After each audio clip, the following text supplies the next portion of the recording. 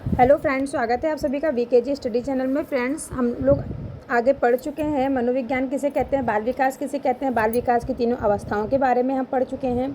अब हमारा next topic क्या है फ्रेंड्स, बालक का शारीरिक विकास, मानसिक विकास और संवेगात्मक विकास। ठीक है फ्रेंड्स, तो हम लोग ध्यान से पढ़ेंगे, ध्यान से समझेंगे कि क्या हम लोग को पढ़ना है और हमारे एग्जाम में कौन कौन से क्वेश्चन कैसे कैसे फंस रहे हैं। आप लोगों ने अगर प्रीवियस ईयर क्वेश्चन लगाए होंगे तो आपको पता है कि कैसे कैसे क्वेश्चन एग्जाम में आते हैं। ठीक है, मैं भी आपको बताते चलती हूँ कि कैसे कैसे क्वेश्चन आपके एग्जाम में आते हैं और क्या क्या आप लोगों के लिए वेरी मोस्ट इंपॉर्टेंट है। ठीक है फ्रेंड्स, तो चलिए हम लोग शुरू करते हैं आज का सेक्शन। आज का क्या हम लोग को पढ़ना है, बालक का शारीरिक विकास और मानसिक विकास, उसका संवेगात्मक विकास। ठीक है, आज हम लोग को ये पढ़ना है। तो पहले हम लोग देखते हैं शेषावस्था में। पहले हम आपको बता दें, हमने आपको कौन सी तीनों अवस्थाएं बताई थी बाल विकास की। तो बाल विकास की हमने 3 अवस्था आपको बताई थी, शैशवावस्था, बाल्यावस्था और किशोरावस्था। ठीक है फ्रेंड्स, तो शैशवावस्था की मैंने क्या आपको एज बताई थी, तो वो जो मैंने आपको एज बताई थी शैशवावस्था की, वो मैंने बताई थी जन्म से लेकर के 5 वर्ष तक की आयु क्या आपकी शैशवावस्था के अंतर्गत आती है। नेक्स्ट हमने आपको बताया था बाल्यावस्था। तो बाल्यावस्था में जो आपकी बाल्यावस्था होती है उसमें कितने एज तक बच्चे रहते हैं, तो 6 वर्ष से लेकर के 12 वर्ष तक के जो बच्चे होते हैं वो आपके बाल्यावस्था में आते हैं। ठीक है फ्रेंड्स, नेक्स्ट हमने आपको बताया था क्या, किशोरावस्था। ठीक है फ्रेंड्स, किशोरावस्था में आपके कौन कौन से बालक आ जाते हैं, तो आपके आ जाते हैं 12 वर्ष से लेकर के 18 वर्ष तक के जो बच्चे होते हैं वो आपके किशोरावस्था में आते हैं। ठीक है फ्रेंड्स, उसके बाद उनकी प्रौढ़ावस्था स्टार्ट हो जाती है, किशोरावस्था समाप्त होती है और प्रौढ़ावस्था स्टार्ट हो जाती है। तो अब तक हमने इतना समझ लिया था। अब हमारा टॉपिक क्या है, उनके शारीरिक विकास और मानसिक विकास के बारे में हम समझेंगे और संवेगात्मक विकास के बारे में। तो पहले हम समझते हैं शैशवावस्था के बारे में, फिजिकल डेवलपमेंट इन इंटेंसी। ठीक है, तो फ्रेंड पहले हम भार देख लेते हैं। जो बच्चे शैशवावस्था में होते हैं जन्म के समय और पूरी शैशवावस्था में बालक का भार बालिका के भार से अधिक होता है। बालक का भार क्या होता है, बालिका के भार से अधिक होता है। जन्म के समय बालक का भार लगभग 7.5 पाउंड और बालिका का भार कितना 7.13 पाउंड होता है। ठीक है फ्रेंड, समझ में आया ये टॉपिक। आपके एग्जाम में पूछा गया है, कितनी बार पूछा गया है, टेट के एग्जाम में, सुपर टेट के एग्जाम में भी पूछा गया है, यहाँ तक सीटेट में भी पूछा गया है कि जब बालक जन्म लेते हैं फिर बालिका जन्म लेती है तो उनका वेट कितना होता है। ठीक है फ्रेंड्स, और ये भी पूछा जाता है कि बालक की अपेक्षा बालिका की भार कम होता है या ज़्यादा। ठीक है, ये भी पूछा जाता है आपसे। और नेक्स्ट है आपका देखिए लंबाई, लेंथ के बारे में हम बात करेंगे, शैशवावस्था की लेंथ के बारे में। ठीक है, तो जन्म के समय वह पूरी शैशवावस्था में बालक की लंबाई बालिका की लंबाई से अधिक होती है। बालक की लंबाई क्या होती है, बालिका जो लड़कियों की लंबाई से अधिक होती है। ठीक है, जन्म के समय बालक की लंबाई 20.5 इंच और बालिका की लंबाई कितनी होती है, 20.3 इंच बालकों से कम होती है। ठीक है, समझ में आया फ्रेंड्स, 20.5 इंच। ठीक है, 20.5 इंच और 20.3 इंच होती है बालकों की लंबाई। ठीक है, नेक्स्ट हम बात करेंगे अब सिर और मस्तिष्क का। तो नवजात शिशु के सिर की लंबाई उसके शरीर की कुल लंबाई की 1/4 होती है। भार 2 वर्ष में 2 गुना और 3 वर्ष में शरीर के कुल भार का 80% हो जाता है। ठीक है फ्रेंड्स, शरीर का कुल भार कितना हो जाता है, 80% हो जाता है। इसमें क्या बताया गया है, जो नवजात शिशु के जो सिर की लंबाई होती है उसके शरीर की कुल कितनी होती है, 1/4 भाग होती है। ठीक है फ्रेंड्स, नेक्स्ट चलिए आगे बढ़ते हैं हम लोग। नेक्स्ट हम लोग बात करते हैं शैशवावस्था में उनकी हड्डियों के बारे में, बोन्स के बारे में। जब बच्चे नवजात शिशु जो जन्म लेते हैं तो नवजात शिशु में हड्डियों की संख्या 270 होती है। नवजात शिशु में हड्डियों की संख्या कितनी होती है फ्रेंड्स, 270 होती है। और शैशवावस्था में शिशु की हड्डियाँ छोटी और संख्या में ज़्यादा होती हैं। जो बच्चे होते हैं उनकी हड्डियाँ कितनी होती है, 270 होती हैं, 270 होती हैं। और शैशवावस्था में शिशु की हड्डियों की जो छोटी और संख्या क्या होती हैं, सबसे अधिक होती हैं। अतिरिक्त कोमल और लचीली और भली प्रकार जुड़ी हुई नहीं होती हैं। बच्चों की जो हड्डियाँ होती हैं भली प्रकार से जुड़ी हुई नहीं होती हैं, धीरे धीरे जुड़ती हैं। धीरे धीरे हड्डियाँ कैल्शियम, फास्फोरेट व अन्य खनिज पदार्थों की सहायता से दिन प्रतिदिन कड़ी होती चली जाती हैं और एक दूसरे से जुड़ती जाती हैं। ठीक है फ्रेंड्स, तब उनकी हड्डियाँ क्या हो जाती हैं, जुड़ के कम हो जाती हैं। ठीक, पहले क्या होती है, बच्चों की हड्डियाँ कितनी होती है, 270 होती है। ठीक है, आप लोग कमेंट करके बताइए कि एडल्ट में हड्डियों की संख्या कितनी होती है। नेक्स्ट है दांत। अब हम पढ़ेंगे किसके बारे में, दांत के बारे में। दांत क्या है, छठे माह में शिशु के अस्थायी या दूध के दांत आने शुरू हो जाते हैं। ठीक है फ्रेंड्स, लगभग 4 वर्ष की आयु तक शिशु के दूध के सारे दांत निकल जाते हैं। नेक्स्ट हम लोग पढ़ेंगे, इतना फ्रेंड्स समझ में आया आप लोगों को कि शैशवावस्था में जो दांत होता है वो छठे महीने से स्टार्ट होता है निकलना, दूध की दांत जिसको बोलते हैं, और 4 वर्ष की आयु तक उसके दांत क्या होते हैं, निकलते रहते हैं। ठीक है, अब नेक्स्ट हम लोग पढ़ते हैं शैशवावस्था में मानसिक विकास। बच्चों का जो मानसिक विकास कैसे होता है, मेंटल डेवलपमेंट ऑफ इन्फ्लुएंसी। तो सोरेंस के अनुसार देखिए उन्होंने क्या कहा है, सोरेंस के शब्दों में सोरेनसन ने कहा है कि शब्दों में जैसे जैसे शिशु प्रतिदिन, प्रतिमास, प्रतिवर्ष बढ़ता जाता है, वैसे वैसे उसकी शक्तियों में परिवर्तन होता रहता है। वैसे वैसे क्या होता है, बच्चों के शरीर में एक परिवर्तन होता रहता है। नेक्स्ट है जन्म के समय व पहला सप्ताह। बच्चों का जो जन्म का समय है और उनका पहला सप्ताह जो है, जॉन लॉक के मत के अनुसार देखते हैं हम लोग, जो नवजात शिशु का मस्तिष्क कोरे कागज के समान होता है। जो नवजात शिशु जन्म लेते हैं उनका मस्तिष्क कैसे होता है, एक कोरे कागज के समान होता है। फिर भी शिशु जन्म के समय से ही कुछ कार्य जानता है, जैसे छींकना, हिचकी लेना, दूध पीना, हाथ पैर हिलाना, आराम न मिलने पर रोकर कष्ट प्रकट करना। जब बच्चे देखते हैं, जब बच्चों को कुछ दर्द होता है, फिर कोई प्रॉब्लम होती है, तो वो लोग क्या करते हैं, रो के बताते हैं ना कि मुझे भूख लगी है, फिर कोई प्रॉब्लम है। और जब बच्चे जन्म लेते तभी उनको छींक आती है, हिचकी होती है। ये सब क्रिया क्या होती है, वो लोग सीख के ही बाहर आते हैं, मतलब जन्म लेते हैं पहले से ही उन लोग को इतना चीज आता है। ठीक है। दूसरे सप्ताह में क्या होता है, शिशु प्रकाश, चमकीले और बड़े आकार के वस्तुओं को ध्यान से देखता है। जब बच्चों के सामने कोई लाइटिंग वगैरह जलती है तो बच्चे उसको क्या करते हैं, बड़े ध्यान से देखते हैं। क्या, अपने जन्म के दूसरे सप्ताह से। पहले माह में क्या होता है, शिशु कष्ट या भूख का अनुभव होने पर विभिन्न प्रकार से चिल्लाता है। जो बच्चे की माँ होती हैं उनको पता चल जाता है कि बच्चे मेरा भूख से रो रहा है, फिर उनको कोई कष्ट है, फिर क्या प्रॉब्लम है। ठीक है। तो बच्चे विभिन्न विभिन्न प्रकार से रोना शुरू कर देते हैं, चिल्लाते हैं। हाथ में दी जाने वाली वस्तुओं को पकड़ने की चेष्टा करते हैं। जो एक माह के बच्चे होंगे उनको कोई भी चीज़ हाथ में पकड़ाइए वो पकड़ना शुरू कर देते हैं।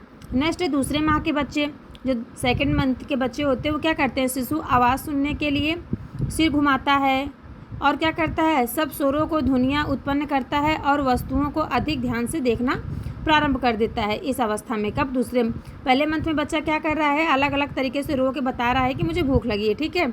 और वस्तुओं को पकड़ना शुरू करता है। दूसरे माह में क्या करता है, बच्चा दूसरों की आवाज़ को सुनता है और सुन के क्या करता है, अपना सर घुमाना शुरू कर देता है। ठीक है, कि आवाज़ किधर से आ रही है। ठीक है। नेक्स्ट है पाँचवा, चौथा मंथ में बच्चे क्या करते हैं, शिशु सब व्यंजनों की ध्वनियाँ उत्पन्न करता है, दी जाने वाली वस्तुओं को दोनों हाथों से पकड़ता है और खोए हुए खिलौने को खोजने लगता है। ठीक है फ्रेंड्स, क्या करता है, जो उसका खिलौना वगैरह गिर जाता है तो उसको क्या करता है, खोजने लगता है। इतना आप लोग समझ गए। बच्चों के चौथे मंथ तक की उनकी एक्टिविटी क्या होती है। नेक्स्ट है उनके 6 मंथ की एक्टिविटी। 6 मंथ में क्या होता है, शिशु सुनी हुई आवाज़ का अनुकरण करता है तथा अपना नाम समझने लगता है एवं प्रेम और क्रोध में अंतर जान जाता है। छठे मंथ में बच्चा प्रेम और क्रोध में अंतर करना जान जाता है। हम लोग बात करते हैं छठे महीने के बारे में। ठीक है, जब छठे महीने के बच्चे हो जाते हैं तो उनके अंदर क्या क्या चेंजेस आते हैं। तो शिशु क्या करता है, सुनी हुई आवाज़ का अनुकरण करता है। क्या करता है, सुनी हुई आवाज़ का वो अनुकरण करना शुरू कर देता है तथा अपना नाम समझने लगता है एवं प्रेम और क्रोध में अंतर भी जानने लगता है कि कौन हमसे प्रेम कर रहा है और कौन हमसे क्रोध कर रहा है। इतना बच्चे क्या करते हैं, 6 माह के जो बच्चे हो जाते हैं इतना अनुकरण करना सीख जाते हैं। ठीक है फ्रेंड्स, नेक्स्ट अब हम बात करेंगे 7वें माह के बच्चों के बारे में। ठीक है, जो 7th माह के बच्चे होते हैं वो शिशु अपनी माँ का पसंद खिलौना छाँटता है और दूसरे बच्चों के साथ खेलने में आनंद लेता है। ये क्या हो गया आपका, ये 7वें मंथ के बच्चों का चेंजेस हो गया, उनके व्यवहार में क्या क्या चेंजेस आ रहे हैं। नेक्स्ट है अब आपके जो बच्चे फर्स्ट 1 वर्ष के जब बच्चे हो जाते हैं 1 ईयर, तो लोग उनके अंदर क्या क्या चेंजेस, शिशु क्या करता है, 4 शब्द बोलना शुरू कर देता है। 4 शब्द लोग क्या करते हैं, बोलना शुरू करते हैं और दूसरे व्यक्तियों की क्रियाओं का अनुभव करता है। नेक्स्ट अब आएगा दूसरे वर्ष के बच्चे। दूसरे वर्ष के बच्चे क्या क्या करते हैं, शिशु 2 शब्दों के वाक्यों का प्रयोग करना सीख जाता है। 2 वर्ष तक बच्चे क्या करते हैं, जो 2 वाक्यों के शब्द होते हैं उनको प्रयोग करना सीख जाते हैं। और वर्ष के अंत तक में बच्चे क्या करते हैं, 100 से 200 तक के शब्दों का भंडारण कर लेते हैं। मतलब 100 से 200 शब्द तक के बच्चे क्या करते हैं, समझ लेते हैं और उनका अनुकरण करना सीख जाते हैं। अब बच्चे जब तीसरी वर्ष की अवस्था में आते हैं, तीसरे वर्ष के बच्चे क्या करते हैं, शिशु पूछे जाने पर अपना नाम बताता है और सीधे या लंबी रेखा देखकर वैसे ही रेखा बनाने का प्रयास करता है। अब फिर फ्रेंड्स, इतना आप बच्चे तीसरी वर्ष की आयु में बच्चे क्या करते हैं, इतना सीख जाते हैं। अब बच्चे क्या करेंगे, तीसरी वर्ष की आयु उनकी समाप्त होगी और चौथे वर्ष में प्रवेश करेंगे तो उनके अंदर क्या क्या चेंजेस आएगा। तो शिशु क्या करेंगे, 4 तक की गिनती गिन लेते हैं। चौथे वर्ष के बच्चे क्या करते हैं, 4 वर्ष तक की गिनती गिन लेते हैं, 4 तक की, और छोटी और बड़ी रेखाओं के अंतर जान जाते हैं।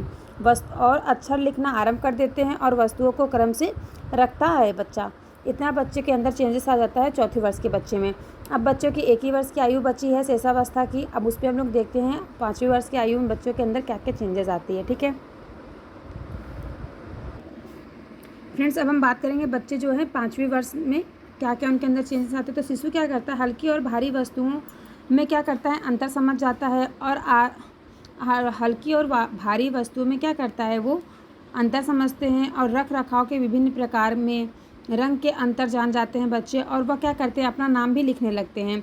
और 10 से 11 शब्दों के वाक्यों को भी वो दोहराना लगते हैं। बच्चे क्या करते हैं, बहुत से उनके अंदर चेंजेस आ जाते हैं। वो हल्की समझ भारी समझ में अंतर समझ लेते हैं। कलर में भी चेंजेस उनको पता चलता है, ये कौन सा कलर है, वो कौन सा कलर है। तो बच्चे काफ़ी ज़्यादा डेवलप हो जाते हैं 5 वर्ष की आयु में। ठीक है, नेक्स्ट अब आपका आता है शेषावस्था के संवेगात्मक विकास। अब हम बात करेंगे इमोशनल विकास के अंदर, मतलब उनके अंदर इमोशनली क्या क्या चेंजेस होते हैं, क्या क्या डेवलपमेंट आते हैं। ठीक है फ्रेंड्स, अब मैं डेवलपमेंट की बात करूँगी तो कौन से स्पिट्ज बता रहे हैं। इनका कथन है, संवेग जन्म से ही विद्यमान नहीं होते रहते हैं। मानव व्यक्ति के किसी भी अंग के समान उनका विकास होता है। जैसे कि मानव शरीर का विकास होता है, छोटे बच्चों के शरीर का विकास होता है, उसी प्रकार बच्चों के अंदर संवेग का भी विकास होता है। जब बच्चे जन्म लेते हैं तो उनके अंदर कोई भी अंग जैसे विकसित नहीं होता, उसी प्रकार से उनके अंदर संवेग भी विकसित नहीं होता है। वो धीरे धीरे उनके अंदर डेवलपमेंट आता रहता है। ठीक है, अब ब्रिजेश के अनुसार इन्होंने क्या कहा, इन्होंने कहा शिशु के जन्म के समय केवल उत्तेजना होती है। जब बच्चे जन्म लेते हैं उसमें क्या होती है, बच्चों के अंदर केवल उत्तेजना होती है। और 2 वर्ष की आयु तक इसमें लगभग क्या होता है, संवेग का विकास होता रहता है। बच्चों के अंदर लगभग 2 वर्ष तक के उनके अंदर चेंजेस आते रहते हैं। फर्स्ट पॉइंट है, शिशु अपने जन्म के समय से ही संवेगात्मक व्यवहार की अभिव्यक्ति करता है। उसका रोना, चिल्लाना, हाथ पैर पटकना इस बात का प्रमाण देता है कि बच्चे संवेगात्मक विकास कर रहे हैं और बच्चे संवेग को समझ रहे हैं। ठीक है, नेक्स्ट पॉइंट है, शिशु के संवेगात्मक व्यवहार में अत्यधिक अस्थिरता होती है। जैसे जैसे उसकी आयु बढ़ती जाती है वैसे वैसे उसके संवेगात्मक व्यवहार में स्थिरता आ जाती है। ठीक है फ्रेंड्स, इसके बाद हम नेक्स्ट देखेंगे आगे जस्टिस के अनुसार जस्टिस ने क्या बताया है, 3 वर्ष की आयु में शिशु में अपने साथियों के प्रति प्रेम का विकास हो जाता है और वह उनके साथ खेलता तथा हंसता रहता है। बच्चे क्या करते हैं, 3 वर्ष से जो बच्चे जाते हैं वो अपने साथियों के साथ प्रेम पूर्वक खेलते रहते हैं, हंसते रहते हैं। ठीक है, अब एलिस और क्रो के अनुसार एलिस क्रो क्या बता रहे हैं, शिशु अपने साथियों और बड़े लोगों के साथ संवेगात्मक व्यवहार का अनुकरण करता है और उसे उन्हीं बातों से भय लगता है जिनसे उनको भय लगता है। खाली वो उन्हीं लोगों से डरेंगे जिनसे वो डरते हैं, उन्हीं की बातों का भी उनको भय लगेगा और अन्यथा वो किसी से भी डरते नहीं हैं। ठीक है फ्रेंड्स, ये बात किसने कहा है, एलिस क्रो ने कहा है। ठीक है,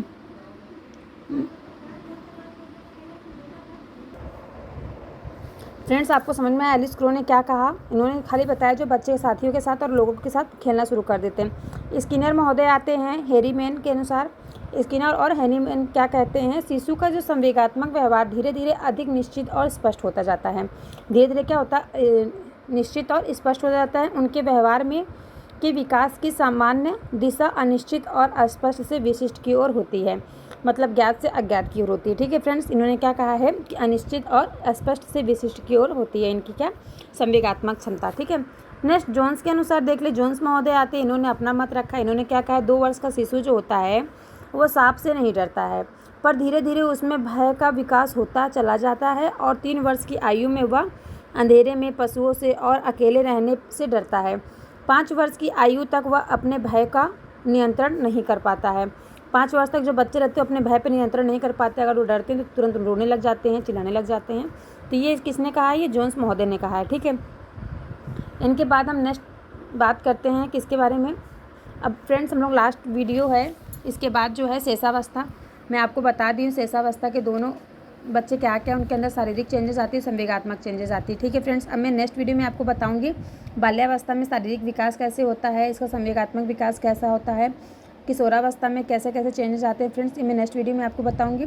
तब तक के लिए बाय बाय। जिसको वीडियो अच्छी लगी हो प्लीज़ लाइक शेयर सब्सक्राइब जरूर कीजिएगा। मिलते हैं नेक्स्ट वीडियो में।